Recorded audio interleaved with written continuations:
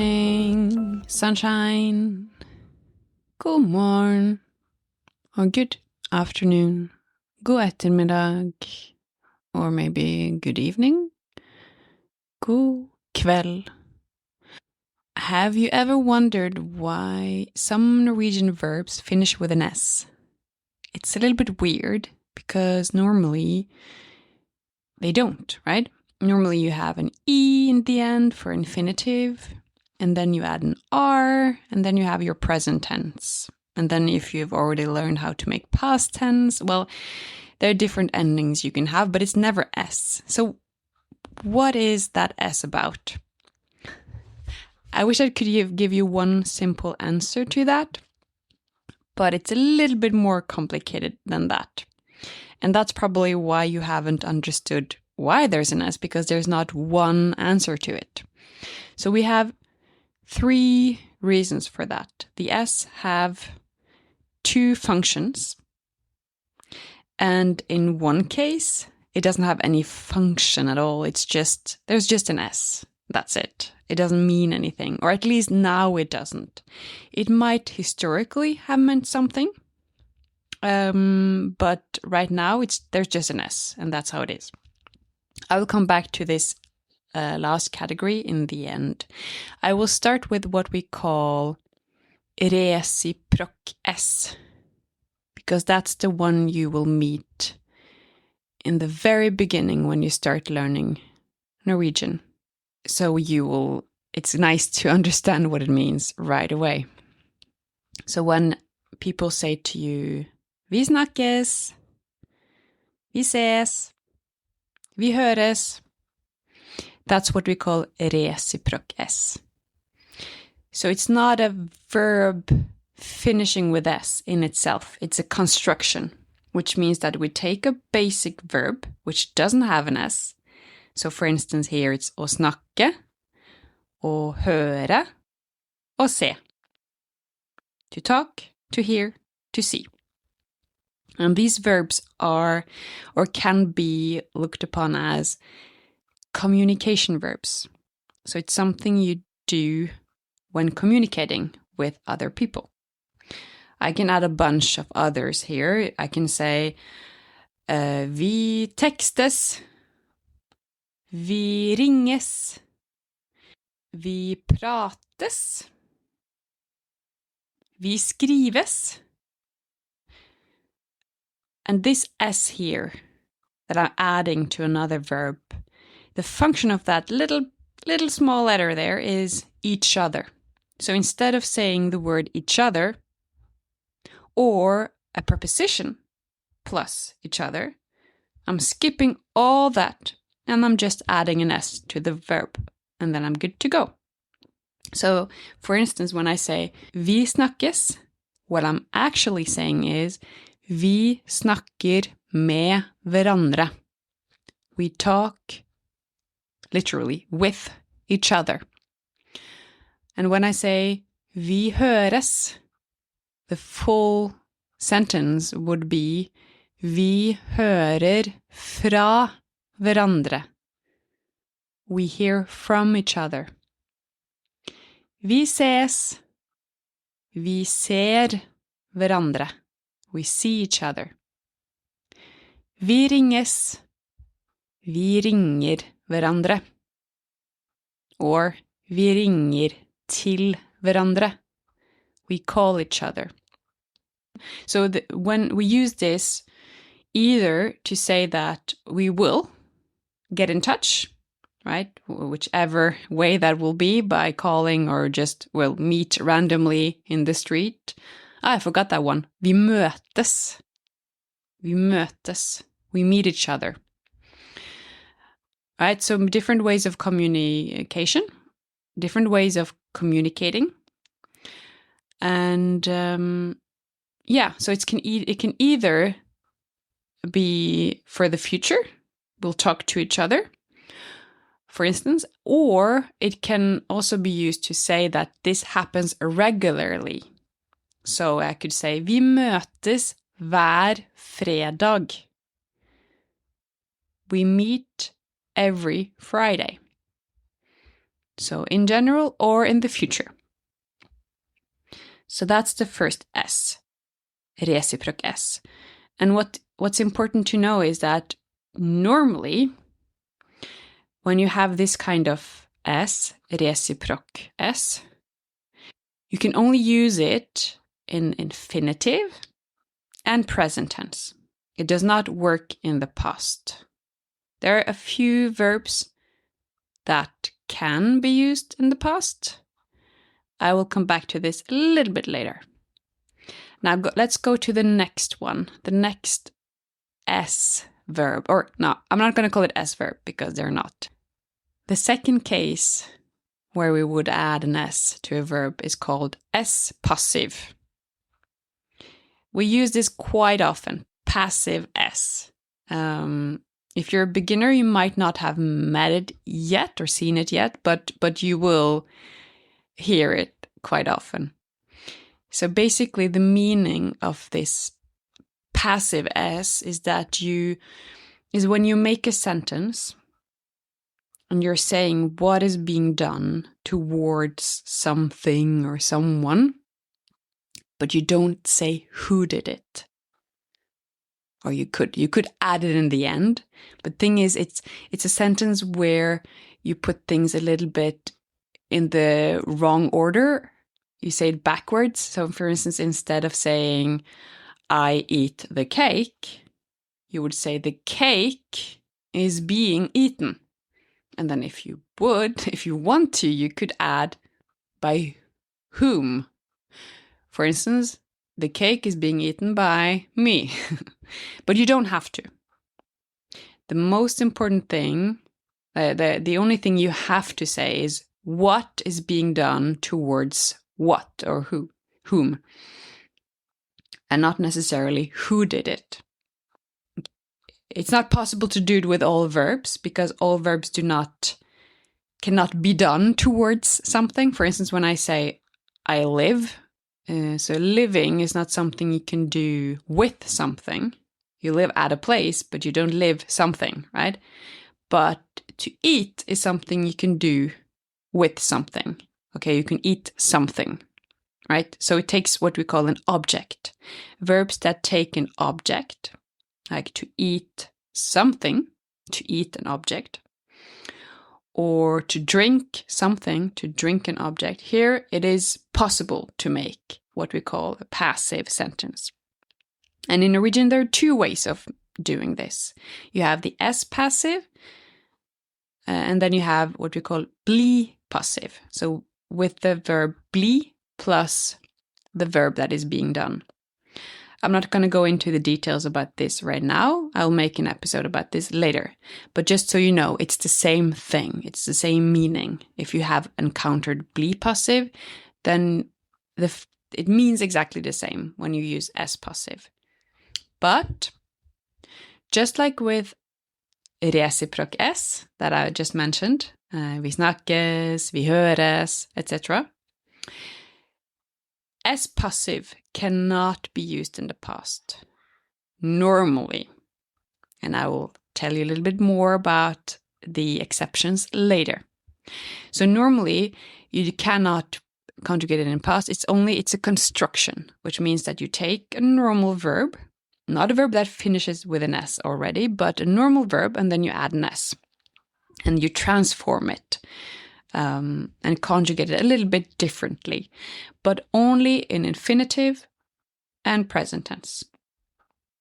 Okay, so I'm going to give you two examples just so you can see my point.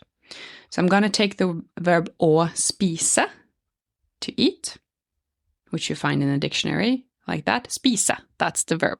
That's your base verb. And I'm going to add an S. Spises.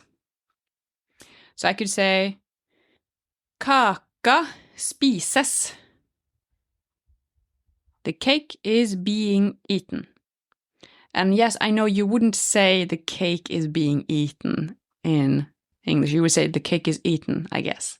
But I want to add that being because I want to show you that when I use that S, it means that something is happening right now. It has not been done yet. It is in the action of happening.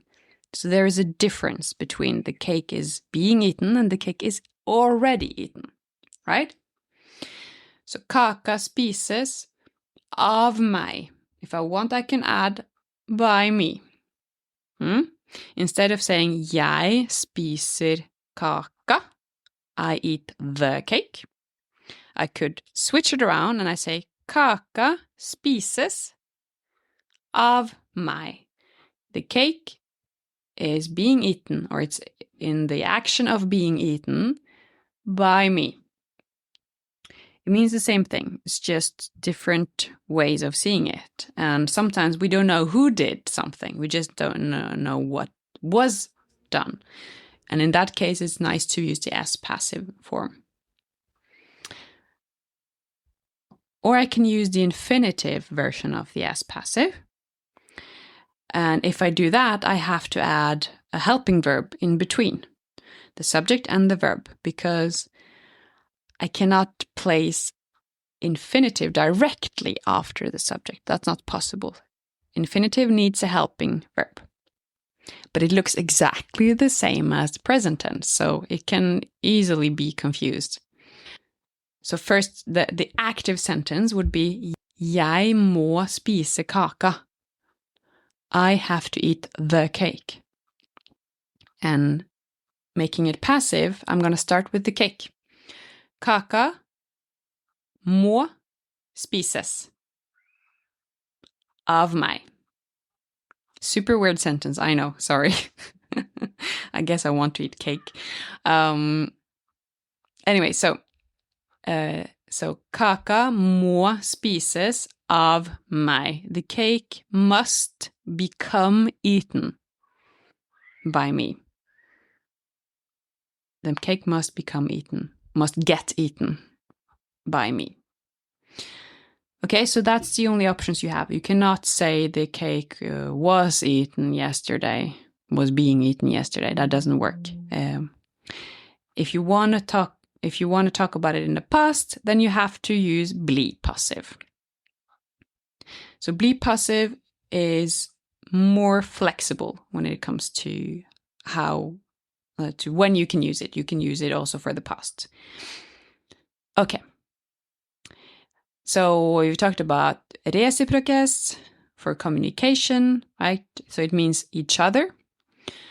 So you do something with someone. You have talked about S passive. So when you put the object in the beginning of your sentence and you make it a subject, you don't necessarily say who did something, but you mention which thing received an action. So the cake received the eating action.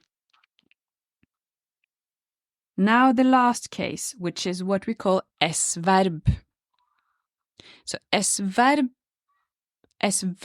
are verbs that finish with an S. You find them with an S in the dictionary. They're not a construction that you make up on the spot. They are actual verbs.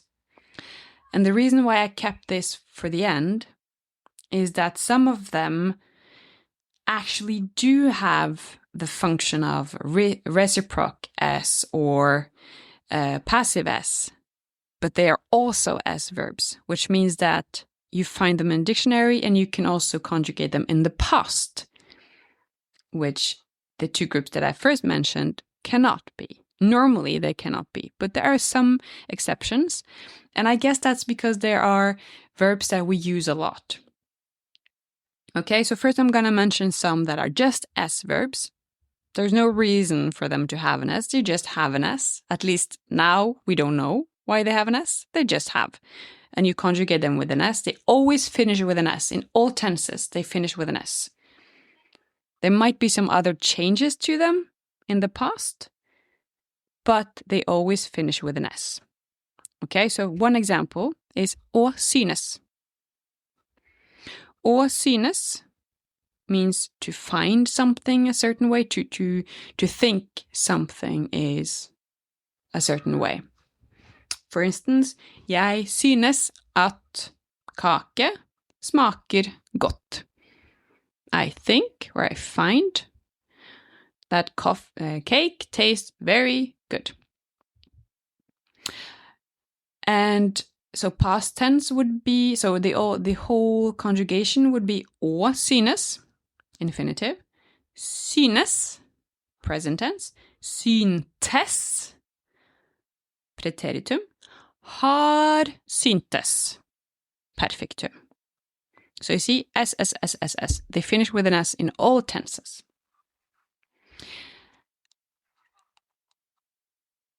And I'm going to add an example that is actually reciprocal S, but it has been transformed into an S-verb. So function reciprocal S, but it's also an S-verb. You can conjugate it in all tenses. And that is å møtes. Å møtes, you don't only find the verb møte, which is not an S-verb, but you also find møtes in the dictionary.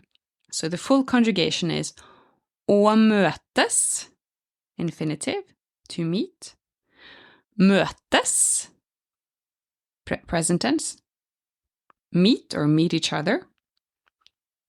Møttes, double T. Preteritum, met or met each other. Har møttes, double T. Perfectum. So S-verb and reciprocal S. Yeah, and then another one which comes from a passive S, but it has changed its meaning a little bit, which is å finnes. So å finne, the verb å finne means to find, whereas å finnes means to exist, which is kind of logical because when you can find something, when something can be found, it exists, right? So å finnes, infinitive, to be found or to exist. Finnes, present tense, is being found or does exist. Fantes, preteritum, existed. Har funnes, has existed. So, yeah, to summarize, 3 categories, and the last one, the S-verbs, are a mix of just regular S-verbs and also the 2 other groups that have become S-verbs because they're so frequently used that we have needed to be able to also conjugate them in the past. Så, det var det. That was it. I hope that helped, as always. Please let me know if you have any questions, feedback, or just anything you want to say. Just let me know in the comment field, wherever you are. Takk for i dag. Vi høres!